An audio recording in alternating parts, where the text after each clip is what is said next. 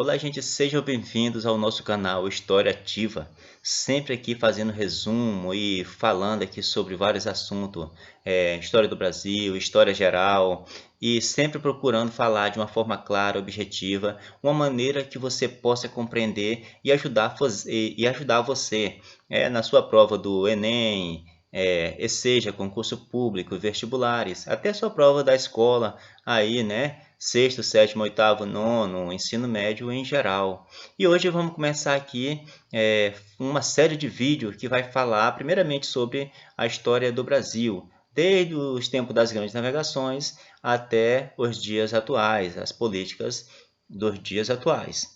E não se esqueça aí de deixar aquele joinha, assistir o nosso vídeo do começo ao fim para depois se inscrever e deixar aquele comentário, né?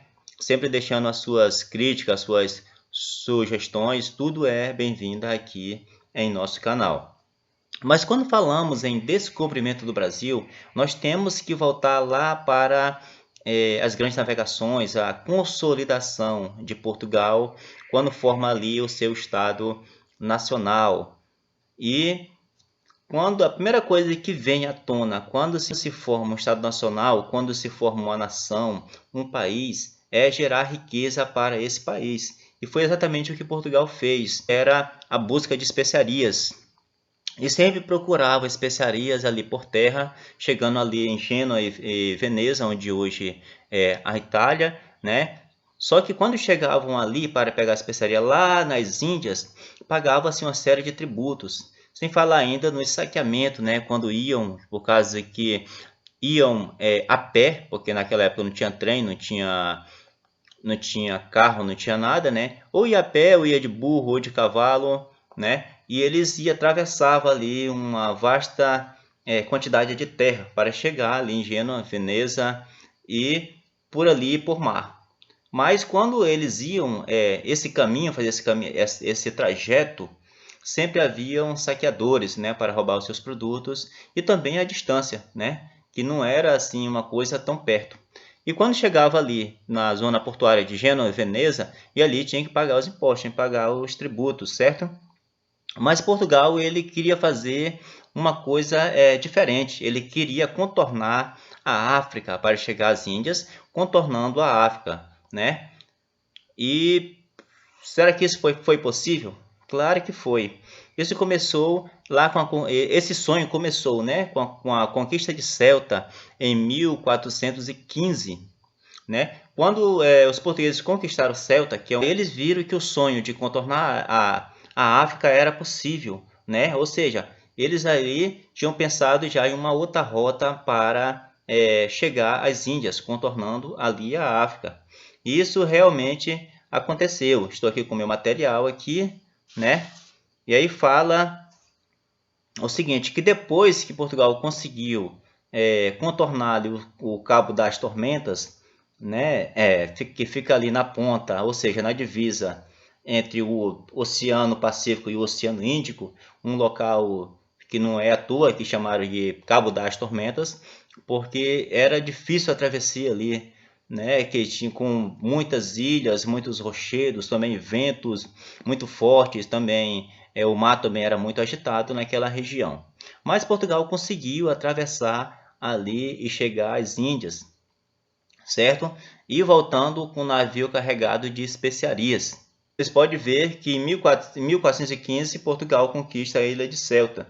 E praticamente 85 anos depois, mais de 80 anos depois, desculpa, mais de 80 anos depois, um genovês, né, ele chega aqui às Américas, Cristóvão Colombo, né, com apoio ali da Espanha.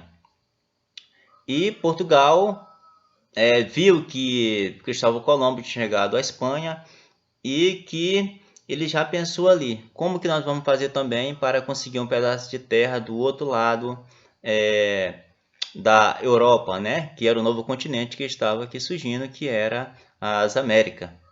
Será que Portugal sabia que, depois da descoberta de Cristóvão Colombo, será que Portugal sabia que já existia um pedaço de terra aqui? Isso de fato nós iremos estudar, debater um pouquinho e falar sobre isso ainda nesta aula, tá? Mas o fato é que depois da descoberta da América por Cristóvão Colombo, foi feito um tratado, né? Primeiramente, foi feito um tratado, não deu muito certo, e depois fizeram outro tratado chamado de Tratado de Tordesilha, onde dividia as terras, ou seja, dividia a terra ali no meio, é, desde da ilha do Cabo Verde, né? Dividia-se ali a terra a 370 léguas. Tudo que fosse a leste pertencia a Portugal, e tudo que fosse a oeste pertencia à Espanha, certo? Em 494 foi feito, né, ali o Tratado de Tordesilha, onde dividia a terra no meio ali, certo? A 370 léguas a leste pertencia, todas as terras que fossem encontradas pertenceria a Portugal. E o restante da terra que fosse para o oeste pertenceria à Espanha, certo? Mas alguns países não acharam interessante esse tratado, porque esse tratado foi feito apenas entre Portugal e Espanha. Mas iremos ver esse assunto um pouquinho mais adiante. O fato é que foi feito um tratado, certo? E que Portugal já havia chegado às Índias, certo? E alguns tempo depois, esse tratado foi em 1494, quando foi em 1500, o rei de Portugal, Dom Manuel, ele mandou que um fidalgo fosse para as Índias, né, com 13 caravelas. Só que essa viagem, em vez de contornar ali a Índia no trajeto que eles já tinham feito, bem próximo da costa da África, não. Eles avançaram mais ainda no mar, ou seja, eles se distanciaram da costa da África. E esse distanciamento foi exatamente a chegada de Pedro Álvares Cabral aqui ao Brasil em 22 de abril de 1500. Será que foi proposital essa chegada aqui? Né? Isso, uns certos tempos atrás, alguns historiadores discutiam, né, que seria por acaso ou não, né, que seria intencional a chegada de Pedro Álvares Cabral aqui ao Brasil. Mas o fato é o seguinte, você imagine o seguinte, tinha-se um tratado ali que foi chamado Tratado de Tordesilhas, correto? E que outros países não participaram desse tratado, ou seja, foi um tratado feito apenas entre Espanha, entre Portugal e Espanha, correto? Só que outros países, como já falei, não participaram desse tratado. E um caso desses países foram ali a França, né? Que ficou chateada porque a França naquela época também estava começando a lançar os seus primeiros navios ao mar e para conquistar novas terras também, ou seja, avançar o seu território, certo? Ou seja, expandiu o seu território, expandiu o seu território. E isso eles começaram ali também a lançar os primeiros navios no mar. E a França também ficou muito chateada com isso. Então você imagine o seguinte, Portugal jamais poderia falar que tinha terra aqui do lado do oceano. É claro que tem esse relato de alguns navegadores que vieram antes daqui da esquadra de Pedro Álvares Cabral, que é o caso de Duarte Pacheco e Vicente Pinzon, né? Esses caras, alguns historiadores não, já está provado que eles estiveram aqui na América. Só que uns falam que esses navegadores estiveram apenas ali na América Central e América do Norte. Outros falam que eles já poderiam sim ter chegado aqui à América do Sul ou seja, aqui no Brasil, certo? O fato é que, igual eu já estava falando, né? O fato é que tinha-se um tratado e que Portugal jamais poderia falar que tinha terras descobertas aqui do outro lado do oceano. Então, se falar que foi por acaso chegada aqui do Brasil, era bem mais viável para eles, né? Para que outros países não tivesse uma represália de outros países, que foi o caso da França. A França ficou bastante chateada que não colocaram ela também na divisão dessa terra, certo? Desse novo mundo, que poderia ser encontrado e que foi encontrado, correto? Mas o fato é que quando Pedro Álvares Cabral chegou aqui ao Brasil, um cara narrou toda a viagem, né? E esse cara foi Pero Vaz de Caminha, certo? Ele narrou toda a viagem das Américas, como que os navegantes se encontravam nas naus, como que era a vida dos navegantes nas naus, e também como que foi a chegada aqui ao Brasil, os primeiros contatos com os povos indígenas, que a princípio foi bastante amistoso, né? Aí o fato é o seguinte, quando Pedro Álvares Cabral chegou aqui ao Brasil, certo? E ele teve esse primeiro contato com os povos indígenas. E esse primeiro contato, a carta de Pero Vaz de Caminha fala que foi um contato bastante amistoso. E ele ficou um certo tempo aqui no Brasil, né? Estudando um pouquinho da costa do Brasil, verificando se tinha ouro ou algum tipo de metal precioso. Viram que não tinha muita coisa. E como na esquadra de Pedro Álvares Cabral havia alguns frades franciscanos e que foi rezada aqui duas missas. Primeiramente, a primeira missa foi rezada em um ilhéu chamado Ilhéu da Coroa Vermelha. E o segundo foi rezado sim agora em terra firme, né? E a carta de Pero Vaz de Caminha fala que durante essa missa que foi rezada, chegaram alguns índios e ficaram ali de maneira bastante educada. Pelo menos é o que relata a carta, né? Assistiram ali a cerimônia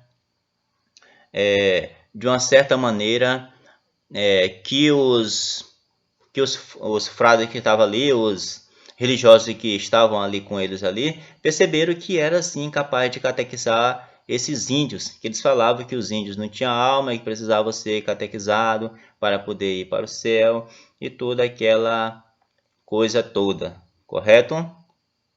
E quando Pedro Álvares Cabral ficou um tempo aqui no Brasil e depois sim foi lá para as Índias, correto? E quando ele foi para as Índias, ele deixou aqui dois cidadãos portugueses, que eu não sei se poderia até ser chamado de cidadão português, porque a história fala que eram dois degradados, ou seja, as pessoas que eles tinham recebido pena, né? E a condenação era ser lançado em outras terras, ser deixados em outras terras. E essa terra que ele foi deixado foi aqui o Brasil. E esses caras também, mais adiante, eles vão ser encontrados por outros navegadores portugueses que para cá vieram, correto? O fato é que é o seguinte, primeiramente, Pedro Álvares Cabral chega ao Brasil e vai embora para as Índias. E depois, o que acontece com o Brasil, né? Fica esses dois caras que receberam a pena de ser expulsos de Portugal e ir para outras terras, correto? Mas outras nações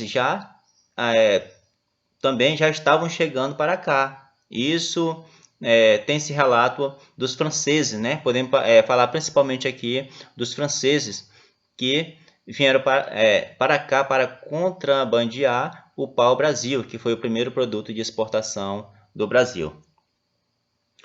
E quando os portugueses vieram mais adiante, viram que tinha esses navios de outras nações aqui no Brasil. Então tinha que se fazer alguma coisa para guardar a costa brasileira.